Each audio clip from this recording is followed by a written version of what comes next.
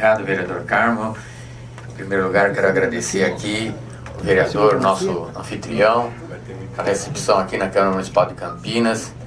É sempre um prazer estar aqui novamente, né? Eu tive a oportunidade de estar aqui por outros momentos e dizer que é muito importante esse debate a nível regional, e com a presença do nosso amigo Rodrigo Paixão, de Vinhedo.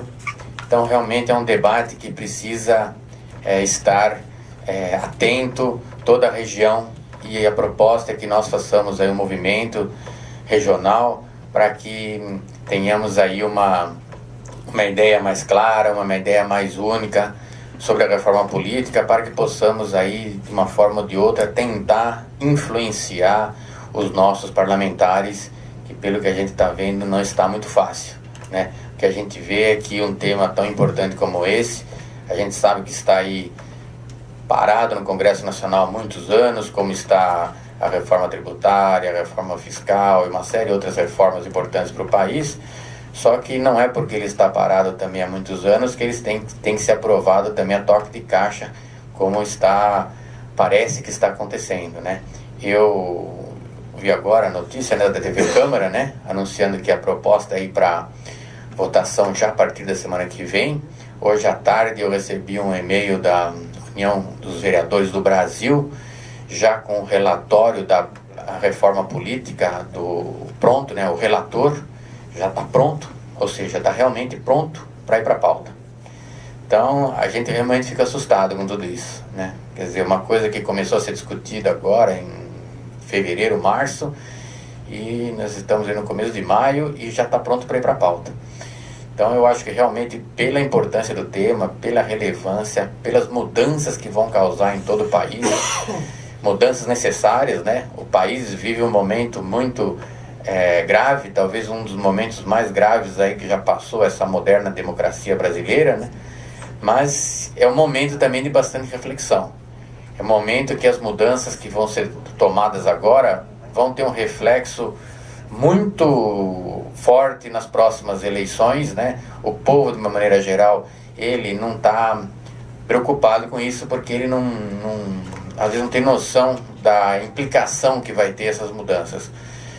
Mas a gente sabe que isso daí, nós que vivemos no meio político, sabemos o resultado para o futuro, realmente ele muda totalmente o quadro. Então, é importante que nós, os parlamentares eleitos, possamos aí fazer debates como esse para levar à população a importância do debate, a importância do tema, divulgar isso para que mais pessoas fiquem sabendo, para que mais pessoas possam influenciar os parlamentares e fazer com que isso seja uma reforma política melhor, e não tão melhor discutida, e não tão atropelada como ela está sendo feita a partir de agora. A impressão que dá é que se quer dar uma resposta às ruas, né?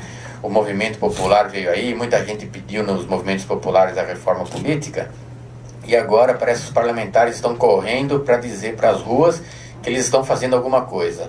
Mas não é por aí.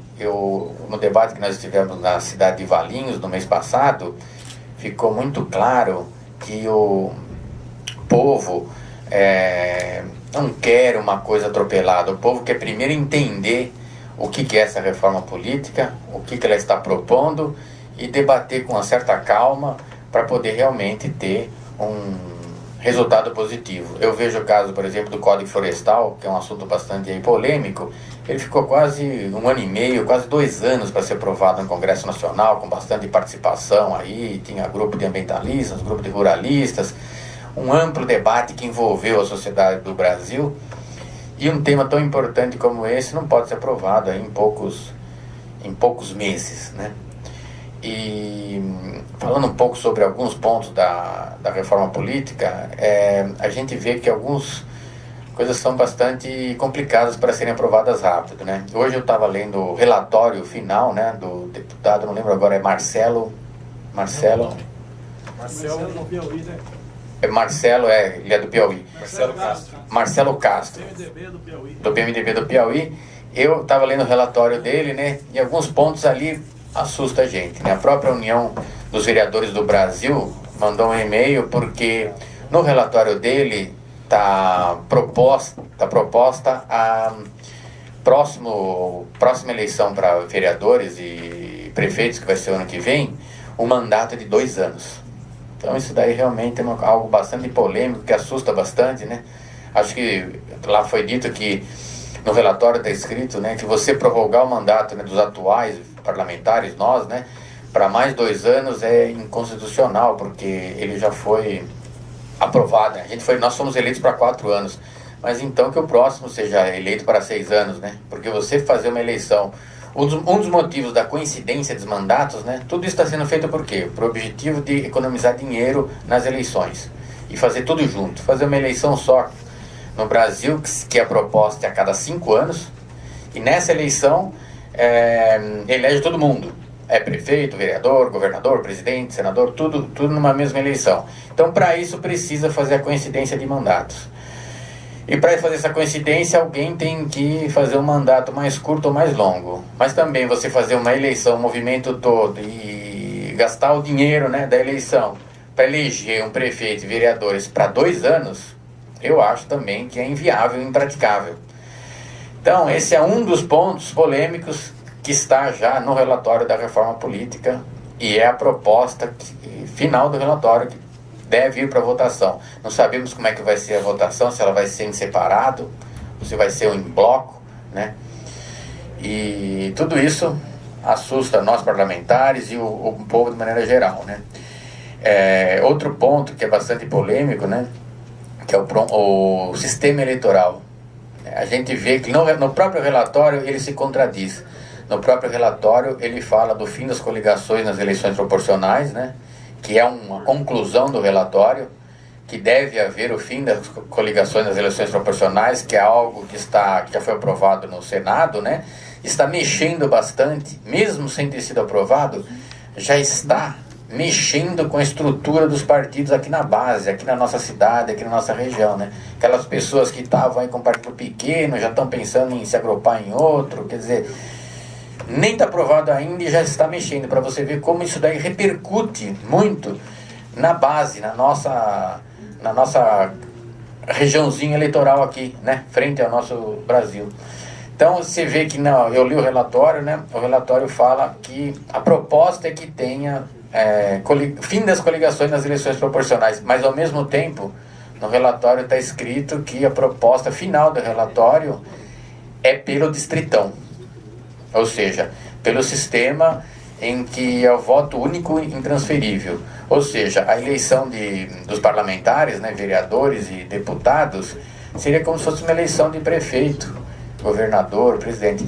Ganham os mais votados, ou seja, aquele que tiver mais voto ganha. Então, é a proposta do relatório final, mas no meu entendimento ela se contradiz com a questão do fim das coligações nas eleições proporcionais. Porque se você vai ter o distritão, então vão ser eleitos mais votados. Então não vai haver coligação, então, porque é fim das coligações nas eleições proporcionais. Então, eu falei, ele é tão polêmico, né, que ele contradiz, né? Uma hora fala uma coisa, outra hora fala outra. E outro ponto aí, bastante aí polêmico também, que é o financiamento público de campanhas, né? A gente está vendo aí essa questão gravíssima aí da corrupção, no caso Operação Lava Jato, né? Tudo isso está acontecendo por quê, essa Operação Lava Jato? Porque existe um sistema que nós todos sabemos que, infelizmente, né, isso que apareceu na mídia, com certeza é a ponta do iceberg, né?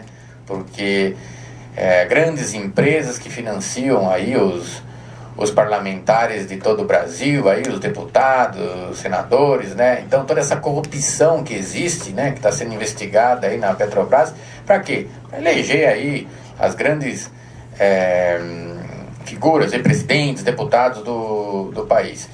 Então a gente vê que esse sistema realmente de financiamento que existe hoje deveria ser mudado, né? Esse sistema que está, realmente a gente sente que não é o ideal, né? Ver todo o sistema de corrupção que está envolvido. Agora, você alterar ele precisa de muito pé no chão, muita proposta séria, porque se você vai reduzir, restringir ao máximo, como está sendo proposto, você pode aumentar ainda mais o Caixa 2, quer dizer, É complicado você falar em financiamento público de campanha, né? O que foi comentado, que o vereador Carmo comentou aqui, né? O povo se você vai falar para o povo, vamos fazer financiamento público, a partir de agora o governo vai dar dinheiro para a campanha política. Nossa, imagina o que o povo vai chiar, sabendo que não tem dinheiro nem para construir escola, creche, agora você vai dar dinheiro para a campanha política, do jeito que está desacreditado os políticos. Mas que o ideal fosse um sistema que todo mundo tivesse a mesma quantidade de dinheiro disponível para uma campanha política, seria ideal, não tem nem dúvida que seria ideal. Agora você vem a grande questão, mas vai ser dado para quem esse dinheiro, né? E o sistema de financiamento público, ele deixa claro que esse sistema só funcionaria se você tivesse aí um sistema partidário muito forte. Ou seja, para você tem que dar o dinheiro para o partido político. Essa que é a proposta. Aí começa outro problema, né? Todos nós sabemos que os partidos do nosso país não são partidos que têm uma filosofia própria, que têm uma identidade própria, né? Ideias próprias. E o que é mais grave, né? Todos nós sabemos que os partidos nesse país, infelizmente, eles são comandados, a grande maioria, de cima para baixo. Então, a gente vê todo esse debate da reforma política, mas em nenhum momento eu ouvi debater, alguém falar lá no Congresso Nacional, que tem que acabar com o sistema dos diretórios sendo nomeados de cima para baixo. Todos sabem hoje que um partido político, os diretórios, eles não são nomeados pelos filiados ao partido político. Então não é o grupo de filiados ao partido que elege os diretórios, né? Quem indica os diretórios é a convenção estadual e a convenção nacional, que indica em cada cidade qual que é o diretório que interessa para ele. Então, a gente vê o seguinte: se a gente não acabar com esse sistema partidário que existe hoje no país, ou seja, se a gente não começar pela democracia interna nos partidos, construir partidos fortes, partidos onde os filiados vão ser responsáveis para eleger os seus diretórios, os diretórios vão aí dizer em quem que eles vão apoiar, né, em que prefeito que vai ser apoiado, os vereadores, por exemplo, o diretório do nosso partido vai definir se vai lançar a candidatura própria para prefeito ou se vai apoiar um outro prefeito, né? Essa decisão cabe ao diretório municipal, só que esse diretório tem que ser eleito pelos filiados, né? Não ser nomeado como acontece hoje. Então, tudo isso daí demonstra que a fragilidade do nosso sistema partidário. Então, se a gente tem um partido fraco na base, como é que nós vamos querer fazer financiamento público de campanha, onde o dinheiro vai na mão do partido? Para isso precisamos ter partidos fortes, partidos organizados, partidos sérios, né? Para daí partir para uma segunda etapa de financiamento público de campanha, se for o caso. Ou seja, algumas etapas têm que ser feitas, né?